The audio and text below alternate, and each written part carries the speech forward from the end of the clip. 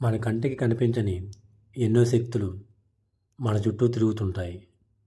అలా ఒక కుటుంబానికి ఎదురుపడిన ఒక దుస్సంఘటన ఈ కథ. ఇక ఆలస్యం చేయకుండా కథలోకి వెళ్ళిపోదాం. అది హైదరాబాద్ మహానగరం. అది అమ్మ, నాన్న, కొడుకు, తన చెల్లెలు ఉన్న ఒక చిన్న కుటుంబం. అబ్బాయి పేరు యశ్వంత్. అతను డిగ్రీ ఫస్ట్ ఇయర్ చదువుతున్నాడు. యశ్వంత్ కాలేజీకి వెళ్ళడం, ఫ్రెండ్స్తో తిరగడం, ఇంటికి లేటుగా రావడం రోజు అలానే ఉండేది.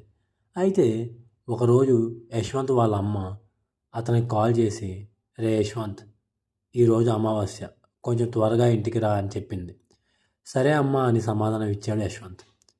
అదే రోజు కీర్తి వాళ్ళ భర్త ఒక చావుకి వెళ్ళొచ్చాడు. అయితే కీర్తి ఫ్రెష్ అయ్యి లోపలికి రా అని వాళ్ళ భర్తతో చెప్పింది. సరే అని ఫ్రెష్ అయ్యి ఇంట్లోకి వెళ్ళాడు అమర్. కీర్తి పసుపు నీళ్ళతో ఇల్లంతా చల్లింది. అమర్ మీద కూడా కొంచెం చల్లింది. అదే సమయంలో యశ్వంత్ వచ్చాడు. యశ్వంత్ని చూసి వాళ్ళమ్మ, నేను త్వరగా ఇంటికి రా అని చెప్పే కదా అని కోప్పడింది. ఆ మాటలు విని యశ్వంత్ పట్టించుకోకుండా, సర్లేమా వచ్చేసాను కదా అని రూమ్లోకి వెళ్ళిపోయాడు. ఆ రోజు గడిచింది. మరుసటి రోజు యశ్వంత్ తండ్రి అమర్ జాబ్కి వెళ్ళిపోయాడు. యశ్వంత్ కాలేజీకి వెళ్ళాడు. చెల్లి స్కూల్కి వెళ్ళిపోయింది. అదే రోజు రాత్రి యశ్వంత్ ఒక్కడే ఒంటరిగా తిరుగుతున్నాడు. మొబైల్లో వీడియో సాంగ్స్ చూస్తూ హాల్లోకి కిచెన్లోకి తిరుగుతూ ఉన్నాడు. అయితే సడన్గా ఏదో వినికిడైంది. ఏంటా అని చుట్టూ చూశాడు యశ్వంత్. ఎవరూ కనిపించలేదు. సరే అని సాంగ్స్ పెట్టుకొని చూస్తూ ఉన్నాడు. మళ్ళీ టెర్రస్ మీద నుంచి ఎవరో పరిగెడుతున్నట్లుగా చప్పుడైంది. యశ్వంత్ ఇంట్లో నుండి బయటికి వెళ్ళి స్టెప్స్ దగ్గర నుంచొని పైకి చూశాడు. అలా చూస్తూ మెల్లగా ఒక్కొక్క అడుగు వేస్తూ టెర్రస్ మీదకి వెళ్ళసాగాడు. టెర్రస్ పైకి వెళ్ళి చూశాడు. ఏమీ కనిపించలేదు. సరే ఏం లేదులే అనుకొని టెర్రస్ మీద నుంచి దిగి అతను రూమ్కి వెళ్ళి పడుకున్నాడు. ఆ మరుసటి రోజు యశ్వంత్ తల్లి కీర్తి యశ్వంత్ని నిద్రలేపుతూ యశ్వంత్ తలవైపుగా ఉన్న కిటికీ మీద ఏయో చేతి ముద్రలు చూసింది. యశ్వంత్ని అడిగితే నాకు తెలియదమ్మా అని చెప్పాడు. ఆ కిటికీ అంతా క్లీన్ చేసి ఇల్లంతా శుభ్రం చేసి ధూపం వేస్తూ ఉంది. ఒక 2 నిమిషాల తర్వాత నిద్రపోతున్న అమర్ లేచి కోపంగా అరుస్తూ ప్రశాంతంగా పడుకోనియ్యరు అని ఇంట్లో నుండి వెళ్ళిపోయాడు. అప్పటి నుండి రోజు ఏదో ఒక విషయంలో గొడవలు జరుగుతూనే ఉన్నాయి. అలా ఒక 10 రోజులు గడిచింది. ఒకరోజు ఉదయాన్నే 3-4 మధ్యన చాలా చలిగా ఉంది. ఆ చలిలో బయటికి వెళ్ళాడు అమర్. తిరిగి వచ్చాక నిద్రపోతున్న కీర్తిని లేపాడు. కీర్తి లేస్తూనే, అబ్బా ఏంటమర్ ఈ టైంలో అంటూ లేచింది. అమర్, నా భుజాల మీద ఎవరో కూర్చున్నారు అని భయంతో చెప్పాడు. కీర్తికి ఏం అర్థం కాలేదు. ఏం మాట్లాడుతున్నావు? భుజాలపై కూర్చోవడం ఏంటి అని అడిగింది. లేదు కీర్తి, నాకు రాత్రంతా నిద్రలేదు. రాత్రి పడుకున్నప్పుడు నా గుండెల మీద ఎవరో కూర్చొని గట్టిగా గొంతును నిలుపుతున్నట్టు అనిపించింది. అది విని కీర్తికి ఒక క్షణం ఏం అర్థం కాలేదు. సరే అని చెప్పి ఇంటి పక్కన వాళ్ళతో దీని గురించి చెప్పసాగింది.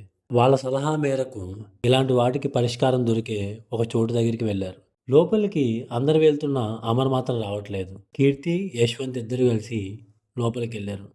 అక్కడ ఒక పూజారి వీళ్ళు లోపలికి వెళ్తూ ఉండగానే వాళ్ళని ఆపి, మీరు రావాల్సిన చోటు ఇక్కడ కాదని చెప్పారు. కీర్తి కొంచెం బాధగా పూజారి దగ్గరికి వెళ్ళి, మా ఇంట్లో పరిస్థితి అస్సలు బాగాలేదు, ఏదైనా పరిష్కారం చెప్పండి అని పూజారి గారిని అడిగింది. దానికి పూజారి గారు, ఇలాంటి వాటికి పరిష్కారం దొరికే స్థలం ఒకటి ఉందని, ఆ చోటికి వెళ్ళండి అని చెప్పాడు. ఒక 2 రోజుల తర్వాత ఆ చోటికి వెళ్ళారు. వెళ్ళిన తర్వాత అక్కడున్న ఒక పకీరు ఏం జరిగింది అని అడగ్గా ఇంట్లో జరుగుతున్న విషయాలన్నీ చెప్పడం మొదలుపెట్టింది కీర్తి. ఆయన కీర్తి చేతికి కొంత బూడిదిచ్చాడు. ఇది ఇంటి చుట్టూ చల్లమని చెప్పాడు. ఆ రోజు రాత్రి అదే బూడిదని తీసుకెళ్లి ఇంటి చుట్టూ చల్లింది కీర్తి. ఆయన ఇచ్చిన నిమ్మకాయను కూడా మంచం నలుదిక్కులా పెట్టింది. ఆ రోజు రాత్రి ఏం జరిగిందో తెలియదు. అర్ధరాత్రి 2 గంటలైంది. 2 గంటల నుంచి అమర్ గట్టిగా అరుస్తూ లేచాడు.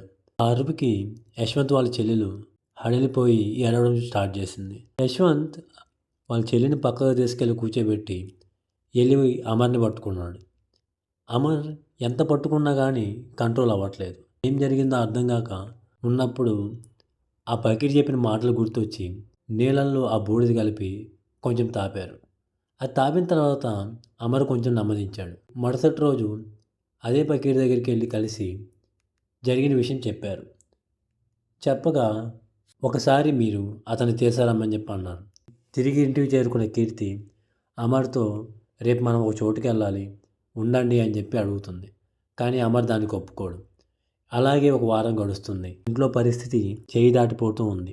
ఆ సమయంలో బాలా అని ఒక 25 ఏళ్ల యువకుడు కలుగ చేసుకొని అతను తీసుకెళ్ళడానికి సహాయం చేశాడు. అమర్ని ఆ దర్గాలోకి తీసుకెళ్ళి కూర్చోబెట్టిన తర్వాత ఆ పైకి ఎవరు నువ్వు అని అడగసాగాడు. సమాధానం చెప్పలేదు అమర్. పక్కనే ఒక చిన్న కర్ర తీసుకొని గట్టిగా కొట్టగా అమర్ గట్టిగా అరుస్తూ తనెవరో చెప్పసాగాడు. నేను ఇతనుండే వీధిలోనే ఉంటాను అని, నా పేరు సురేంద్ర అని బదులిచ్చాడు. పకీర్ దానికి ఈయన ఈయన శరీరంలోకి ఎందుకు వచ్చావు, నీకేం కావాలి అని గట్టిగా అరుస్తూ అడిగాడు. నాకు అప్పుడే చావాలని లేదు. నేను హఠాత్తుగా చనిపోవడం వల్ల నాకు ఎటు పోవాలో అర్థం కాలేదు. అదే రోజున ఇతను నన్ను చూడనీకి వచ్చాడు. పాడి మంచం తయారు చేస్తూ నా మీద ఉన్న దండలన్నీ తీసి పక్కన పడేస్తుండగా ఒకటి ఇతని మీద పడింది. దాంతోపాటు నేను ఇతనితో వాళ్ళ ఇంటికి వెళ్ళాను. పకీర్ ఉండి సరే ఇంక ఇబ్బంది పెట్టింది చాలు వదిలే అని చెప్పి కర్రతో ఒక దెబ్బ కొట్టి అరిచాడు. నేను విడిచిపెట్టి వెళ్ళను అని చెప్పి సమాధానం ఇచ్చాడు అమర్లో ఉన్న సురేంద్ర.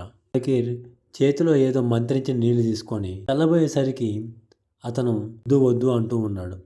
మరైతే అతను విడిచిపెట్టి వెళ్ళిపోతావా అంటే వెళ్ళిపోతాను కానీ నాకు ఒక గిన్నెల అన్నం వేటకూర చేసి పెట్టండి, తినేసి వెళ్ళిపోతా అని చెప్పాడు.